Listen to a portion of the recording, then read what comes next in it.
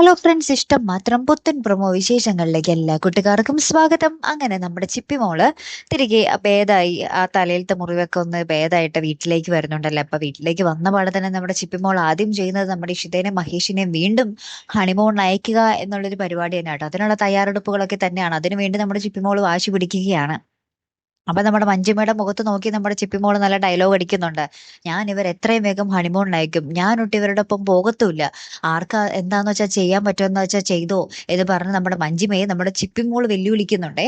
അങ്ങനത്തെ ഭീകരമായിട്ടുള്ള നിമിഷങ്ങളാട്ടോ കൂട്ടുകാർ. പിന്നീട് നമ്മുടെ ആദിമോൻ ഇഷിതയെ കാണാൻ വരുന്നുണ്ട്. അപ്പൊ നമ്മുടെ ആദിമോൻ ആകപ്പാടെ സങ്കടമാണ്. ആദിമോന് മനസ്സിലായി തന്റെ മമ്മിയും ആകാശ് എന്ന് പറയുന്ന അങ്കിളും ശരിയല്ല, താൻ മൊത്തത്തിൽ ഒരു തെറ്റിന്റെ കൂടെയാണ് ജീവിക്കുന്നത് എന്നുള്ളൊരു കാര്യം മനസ്സിലായി. അപ്പൊ നമ്മുടെ ഇഷിത പറയുന്നുണ്ട്, നിന്റെ മമ്മി ചെയ്ത തെറ്റ് നിനക്ക് തിരുത്താൻ പറ്റില്ല, പക്ഷേ നിന്റെ തെറ്റുകൾ നിനക്ക് തിരുത്താൻ പറ്റും ആദി എന്നും പറഞ്ഞ് നമ്മുടെ ആദീനെ നമ്മുടെ ഇഷിത ഒന്ന് ആശ്വസിപ്പിക്കുകയും എന്താ പറയുക ഉപദേശിക്കുകയൊക്കെ ചെയ്യുവാട്ടോ.